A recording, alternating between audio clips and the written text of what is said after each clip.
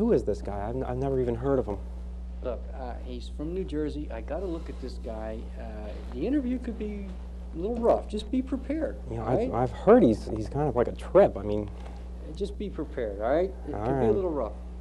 5 seconds. Sit down. Let's get ready. All right.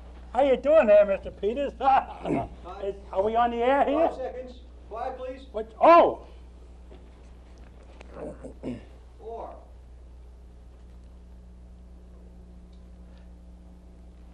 Good evening, I'm Ron Peters, and welcome to another edition of Plain People. Tonight we'll be talking with a rather unique individual. His name is Benny Herfsnackler, and Benny is the chef and part-time groundskeeper at the Hong Kong Deli and Discount Novelty Emporium in Punchakitty, New Jersey. Yeah. Benny, welcome to the show. I'm glad you could make it on such a miserable night out there tonight. Well, I'm glad to be here, Mr. Peters. I'll tell you, I come up on the moped, you know. I got a moped. I tell you, it was wicked. I'm sure. I was coming up there, and I almost got, at least 20 tractor trailers right off the road. It was wicked, and I don't got no windshield wiper on the moped. I'm glad to hear that. Tell me a little bit about Punchakitty. Where exactly is Punchakitty? I've never... Oh, it's about 20 miles south of, no, it's about 30 miles south of Camden. I see. A lot happening there? Well, you know, it's kind of wild. It's not real, well, it's not real wild. Matter of fact, for excitement, we go out in the parking lot and watch the cars depreciate. I'm a little restaurant humor there. Very, very little. You know, that's a very colorful outfit you've got on there, Benny. Tell me a little bit about that, would you please? Well, somewhere there's a 52 Dodge that's missing its seat covers. I just like to keep things lively. I want to get in show business too, you know. Is that right? Actually, I dressed up because, I'll tell you why. I had an interview in the Punchakitty Gazette. There was an article there. What did it read? How did it read that? Oh my goodness. Oh, I know what it said. It said, male wanted for scientific research, $500, call for details. So I called. I'm up here in my interview today. I was already at the lab. And you never believe what they wanted me to do. I would be afraid to ask. They wanted me to mate with a gorilla. And you believe that? A gorilla. I said, what the heck? You know, the article said $500. You know, so I said, I'll do it on 3 conditions, all right? What were the conditions, Benny? Well, number 1, I ain't going to kiss the thing. Number 2, I'm not going to stay overnight with it. No way. And number 3, can I pay the $500 in installments? Because I don't got it up front. I don't, who has that kind of money, you know, even if you do mate with a gorilla. But I think they pay you, though, don't they? Oh, no kidding.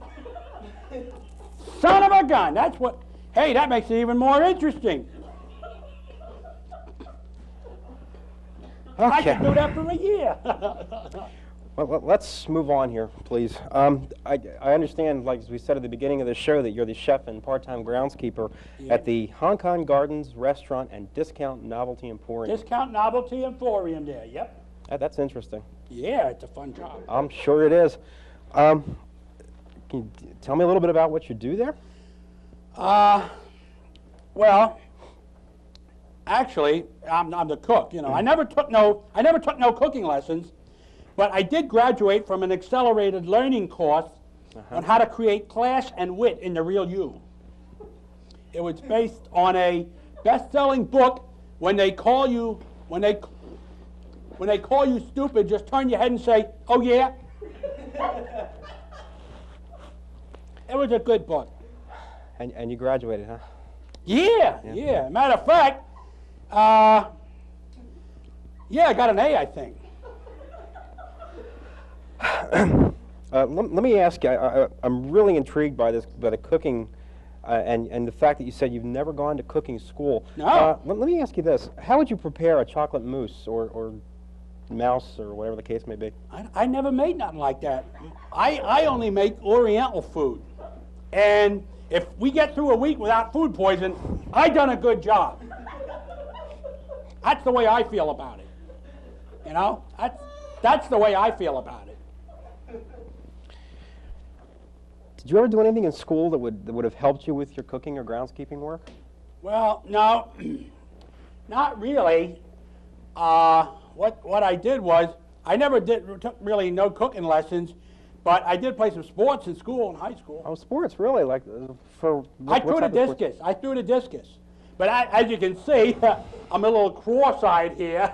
I never won no medals, but I sure kept the crowd on its toes. I just like, you know, some humor. I'm not only a chef, but you know, I want to see if I can break into show business too. Yeah, I like to go out to Vegas and entertain. I can sing, really. Do you do any other kind of? Do you do any other kind of work? Yeah. Okay. Such as? Well, in other words, what do you want to know? Well, you said you've done a lot of different things. You're a chef. You really haven't talked about your groundskeeping. Can you tell me something about your groundskeeping work? Well, not really, because I mean it's just, you know, here and there. I just keep the grounds. There's nothing to it really. Just got some bonsai trees and stuff like that. What I did was,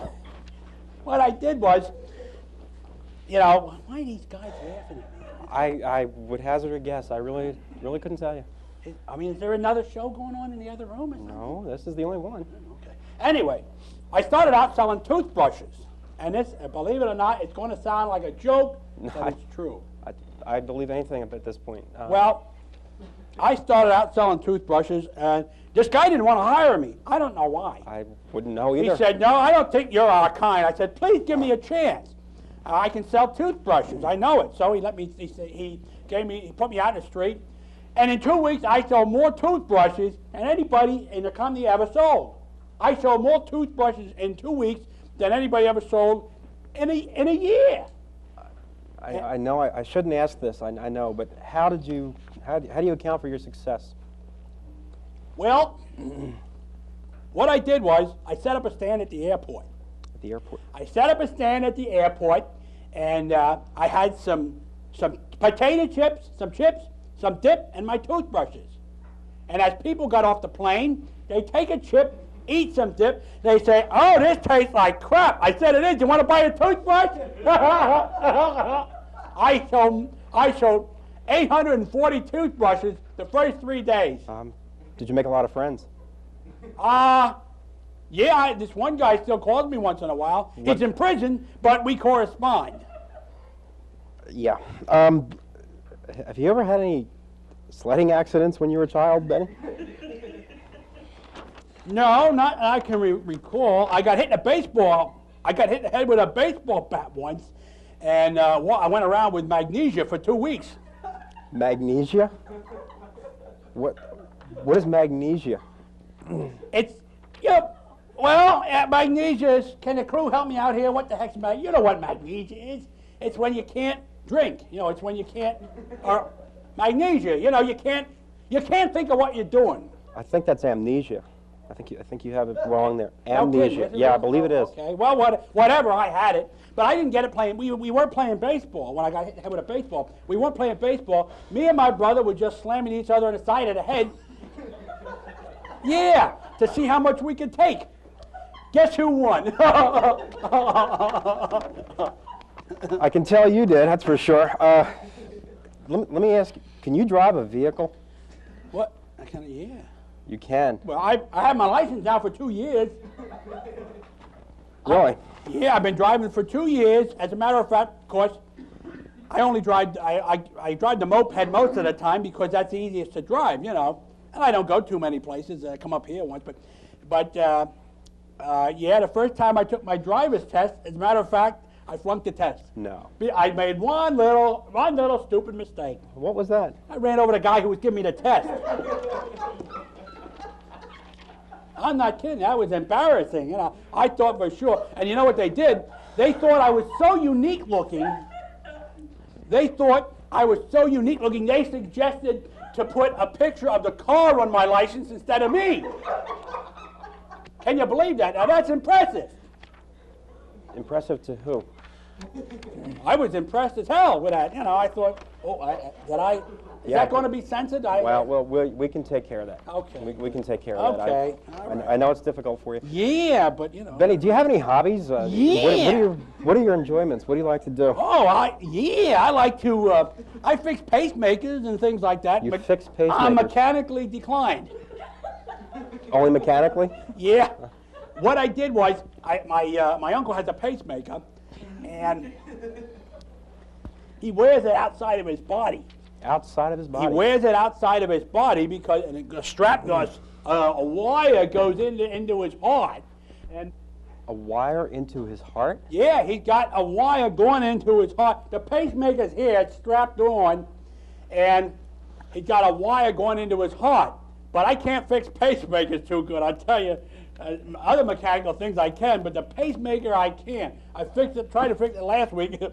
Now every time he cuts the cheese, the garage door opens. And believe me, that door is open all the time. He's something else. That's incredible. Yeah, it certainly is. Benny, I want to ask you a question about your social life. Yeah, okay. Hey, I'm not ashamed, you know, I'll tell you anything. I'm not hiding nothing.